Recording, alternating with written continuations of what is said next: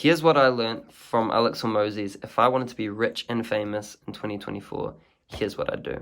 The number one theme of this video is longevity, specifically not judging yourself in year 1 against someone in year 10.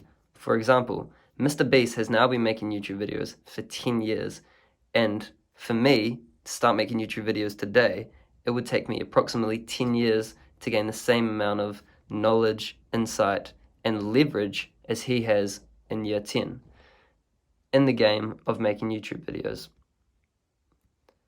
Understand that early growth is going to be slower and harder than the growth in year 10, but if it's a game you're willing to play for 10 years plus, then this shouldn't bother you too much.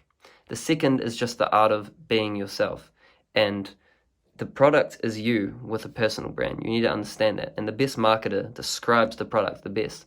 So you need to describe your product the best as possible, and you do this through the content you post.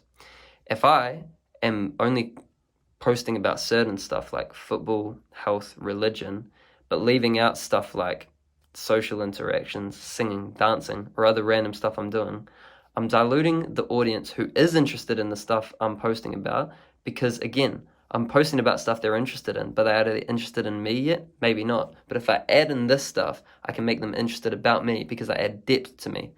And also, I'm missing out on potential audience because maybe there's an awesome niche for singing, dancing, and social interactions, right? But by me not posting, I'm not letting people know that, hey, I'm interested in this stuff. You want to show as many different interests as you possibly can. And this is what Joe Rogan does so well. When you think about conspiracies, aliens, politics, comedy, UFC, health, biohacking, you think about Joe Rogan. And that's because he's never shied away from talking about anything he's interested in or anything he knows slightly more than the average population about. Alex Hormozi is absolutely huge on monetizing as late as you possibly can. The reason for this is because when you monetize early, you're essentially going to people who you've never met before and saying, give me money, give me money. Whereas if you monetize late and you just give, then when you finally do sell people stuff, they're in debt to you. They feel the need to reciprocate the value you have provided. So they're probably going to buy your stuff because, again, they feel in debt to you.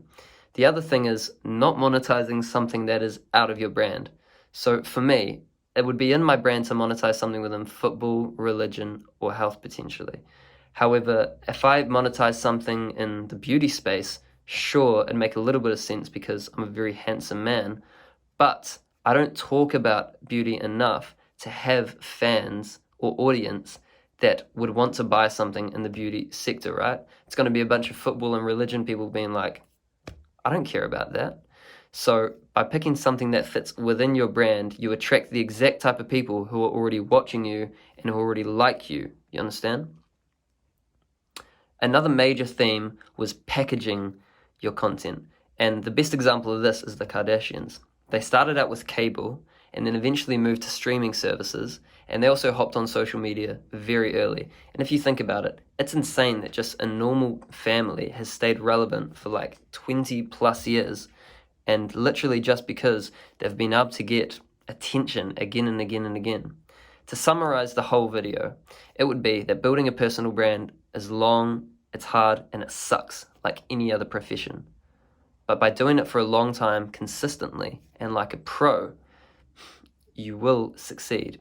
And in order for that succeed to last, you need to be authentically you, be willing to change your style of content, delay the sell for as long as you can, and always look to what people ahead of you are doing.